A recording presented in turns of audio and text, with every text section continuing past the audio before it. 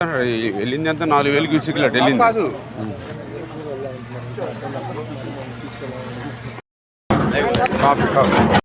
అంతా ఫామ్ చేసుకున్నారు ఈ హైట్ మీద. నిజంగా మనం ఉంటే దీన్ని హైట్ని కట్ చేసి పడేసి దీన్ని డబుల్ రోడ్డు ఆ ఫస్ట్లోనే చేసేస్తామాట. మనకున్న ఐడియాస్ అంటే మాకు కొంచెం గోదావరి దగ్గర కొంచెం అలవాటు కొంచెం ఎందుకంటే కాలగొట్లు, ఏటుగొట్లు, నీళ్లు, గండ్లు ఇవన్నీ మాకు వీళ్ళకి టచ్ లేదు.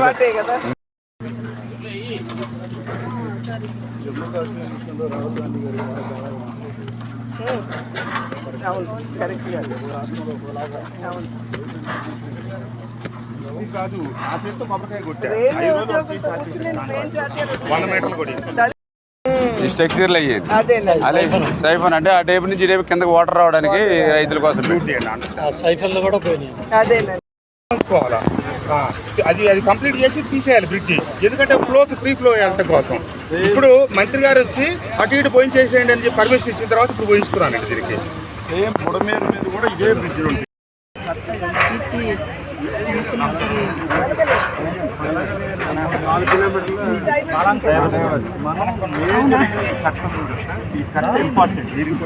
దీన్ని మనం తెలుగుదేశం ప్రభుత్వం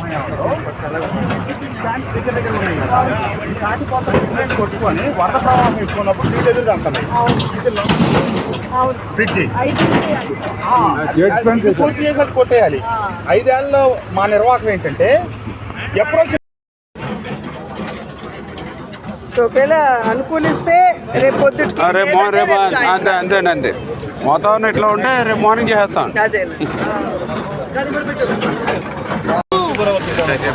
చాలా అదే మీరందరూ ఎప్పుడు స్ఫూర్తి మాకు. ఎందుకంటే మాకు మళ్ళీ మేము ఎప్పుడు ఎన్టీ రామారావు కాదు మేడం, పాత ఇరిగేషన్ మినిస్టర్స్ కొత్త ఇరిగేషన్ మినిస్టర్ అని చెప్పి వీడియోలు తయారు చేసి పెట్టారు. అంటే పాత అంబటి రాంబాబు మన అనిల్ వాళ్ళ డాన్సులు పాటలు మారుతుంటే ఈయనేమో వర్షంలో వాళ్ళలో దొరికిస్తారు. చంద్రబాబు నాయుడు గారిని జగన్మోహన్ రెడ్డి గారిని పెట్టారు, మీరు చూసారు లేదు? ఆయనేమో పైన తిరుగుతున్నారు,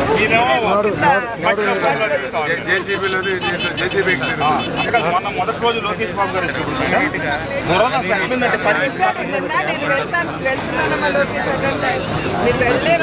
చాలా బురద. నేను పర్వాలేదు, అప్పటికి ఇప్పటికి 95% ఇంప్రూవ్మెంట్ అయింది.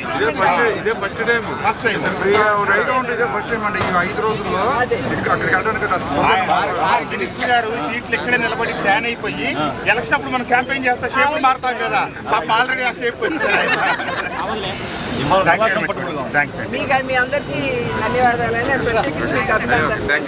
మీరు ఫీల్డ్ కి వచ్చి చూసినంత వల్ల మేడం మీకు పూర్తి అవగాహన ఉంటుంది.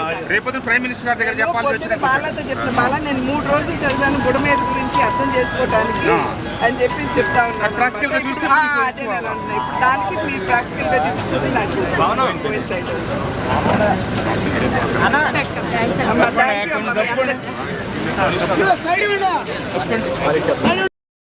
వీడియోలు తయారు చేసి పెట్టారు. పాత అంబటి రాంబాబు మన అనిల్ వాళ్ళ డాన్సులు పాటలు పాడుతుంటే ఈయనేమో వర్షంలో వాళ్ళలో దొరికిస్తారు. చంద్రబాబు నాయుడు గారిని జగన్మోహన్ రెడ్డి గారిని పెట్టారు, మీరు చూసారు లేదు? ఆయనేమో పైన తిరుగుతున్నారు,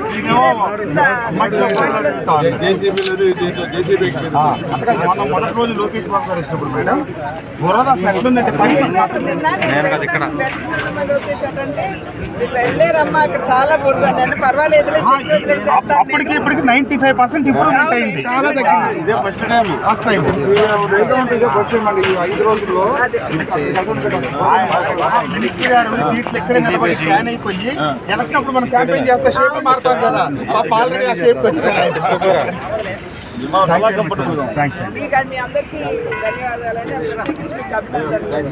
మీరు ఫీల్డ్ కి వచ్చి చూసినంత వల్ల మేడం మీకు పూర్తి అవగాహన ఉంటుంది. రేపు ప్రైమ్ మినిస్టర్ గారి దగ్గర చెప్పాల్సి వచ్చిన బాలతో చెప్పిన బాల నేను 3 రోజులు చదివాను బుడమేరు గురించి అర్థం చేసుకోవడానికి అని చెప్పి చెప్తా ఉన్నాను. ప్రాక్టికల్ గా చూస్తే దానికి మీరు ప్రాక్టికల్ గా చూపించింది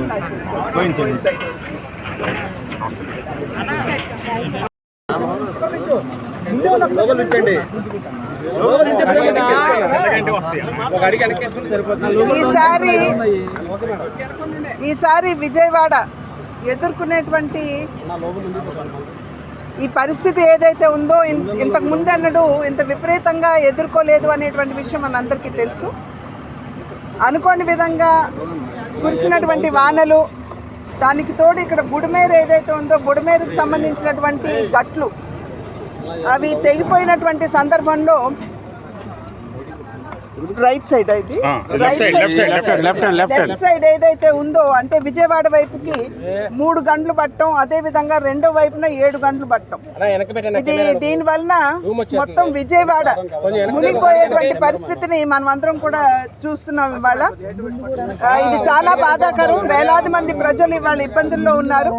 అయినప్పటికీ కూడా రాష్ట్ర కేంద్ర ప్రభుత్వాలు రెండూ కూడా, ఇటు బాబు గారి నాయకత్వంలో రాష్ట్ర ప్రభుత్వం, అటు మోడీ గారి నాయకత్వంలో కేంద్ర ప్రభుత్వం, ఈ రెండు ప్రభుత్వాలు మంచి సమన్వయంతో పనిచేసి ముందుకు వెళ్తున్నటువంటి సందర్భంలో ఒక రకంగా చెప్పాలంటే రికార్డ్ సమయంలో ప్రజల సమస్యల్ని అర్థం చేసుకుంటూ ప్రజల్ని ఆదుకుంటూ ఈరోజు ప్రభుత్వాలు ముందుకు వెళ్తున్నటువంటి విషయాన్ని మనం అందరం కూడా ఇక్కడ గమనించాలి. ఈ వరద పరిస్థితి ఇక్కడ ఏర్పడిన వెంటనే చంద్రబాబు నాయుడు గారు మోడీ గారితో మాట్లాడటం, వెంటనే మోడీ గారు స్పందించి అక్కడ నుండి ఎన్డీఆర్ఎఫ్ టీమ్స్ ఏదైతే ఉన్నాయో వారిని ఇక్కడ పంపించడం, అదేవిధంగా ఇవాళ నిన్ననే ఆర్మీ వాళ్ళు కూడా వచ్చారు. 3వ గంట ఏదైతే ఉందో ఇక్కడ పూడ్చడానికి, రాష్ట్రానికి తమ సహకారాన్ని అందించడానికి ఆర్మీ కూడా ఇక్కడికి రావడం, ఇదంతా చూసినట్లయితే సమన్వయంతో ప్రజల కష్టాలు తీర్చడానికి ఏ విధంగా కేంద్ర రాష్ట్ర ప్రభుత్వాలు పనిచేస్తున్నాయో ప్రజలందరూ కూడా గమనిస్తున్నారు అని చెప్పి నేను భావిస్తున్నాను. అదేవిధంగా ఈ యొక్క ప్రమాదం ఏదైతే మనకి వాటిల్లిందో, ఇంతకు ముందు ఉన్నటువంటి ప్రభుత్వంలో కూడా పెద్ద ఎత్తున వనరులు సమకూర్చిన, అంతకు తెలుగుదేశం ప్రభుత్వంలో పెద్ద ఎత్తున ఫండ్స్ సమకూర్చినా కూడా ఈ బండ్లన్నింటినీ స్ట్రెంథెన్ చేయాలి అనేటువంటి భావనతోటి ఈ యొక్క డబ్బు సమకూర్చినా కూడా ఇంతకు ముందు ఉన్నటువంటి ప్రభుత్వం సంపూర్ణంగా దీన్ని క్యాన్సిల్ చేసేసి, మనందరికీ తెలియనటువంటి విషయం కాదు, బుడమేరుకు సంబంధించి దగ్గర ఒక 300 కోట్లు 90 కోట్లకు సంబంధించినటువంటి పనులు ఏవైతే ఉన్నాయో వాటిని క్యాన్సిల్ చేయడం జరిగింది. 300 కోట్లకు సంబంధించినటువంటి పనులు క్యాన్సిల్ చేయడం జరిగింది.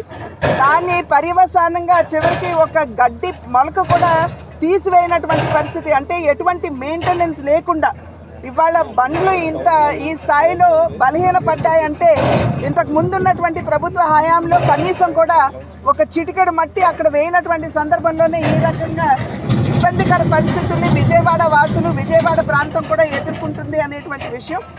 ఏదేమైనప్పటికీ కూడా ఈరోజు రాష్ట్ర ప్రభుత్వం చంద్రబాబు నాయుడు గారి నాయకత్వంలో రిలీఫ్ ఫండ్ ఏదైతే అందిస్తున్నారు, నిన్ననే శివరాజ్ సింగ్ చౌహాన్ గారు రావడం జరిగింది విజయవాడకి, కేంద్ర వ్యవసాయ శాఖ మంత్రి వచ్చి ఇక్కడ ఉన్నటువంటి డ్యామేజ్ ఏదైతే ఉందో అది ఇళ్లకు కావచ్చు, పంట పొలాలకు కావచ్చు, వీటన్నిటిని పరిశీలించడానికి రిపోర్ట్ తయారు చేసి కేంద్రానికి ఇవ్వడానికి మోడీ గారు వారిని పంపించారు.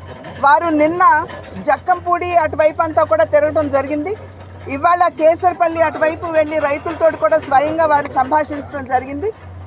రైతులు కూడా పెద్ద ఎత్తున పంట నష్టపోయినటువంటి సందర్భంలో అటు బనానా కావచ్చు, లేదా పసుపు కావచ్చు, లేదా మనకి కంద కావచ్చు, ఇటువంటి పొలాలన్నీ కూడా వరితో కూడా నష్టపోయినటువంటి సందర్భంలో ఇవాళ నెమ్మదిగా నీరు తగ్గుతున్నటువంటి నేపథ్యంలో జరిగినటువంటి డ్యామేజ్ కూడా అంచనా వేసేటువంటి అవకాశం ఉంటుంది. ఆ అంచనాలన్నీ కూడా కేంద్ర ప్రభుత్వానికి ఇవాళ రేపట్లో సమర్పిస్తామని చంద్రబాబు గారు కూడా చెప్పడం జరిగింది. కనుక కేంద్ర ప్రభుత్వం కూడా వెంటనే స్పందించి తక్షణ సహాయం, అదేవిధంగా లాంగ్ టర్మ్ సహాయం, ఈ రెండు కూడా ఏ విధంగా చేయాలో దృష్టి పెడతామని చెప్పి శివరాజ్ సింగ్ చౌహాన్ గారు కూడా చెప్పారు. మేము సైతం వారధులుగా ఉంటూ రాష్ట్రానికి జరిగినటువంటి డ్యామేజ్ ఏదైతే ఉందో, కోల్పోయిందో దాన్ని కూడా పూడ్చడానికి మా వంతు కృషి, మా వంతు బాధ్యతను మేము ఖచ్చితంగా నిర్వహిస్తాం.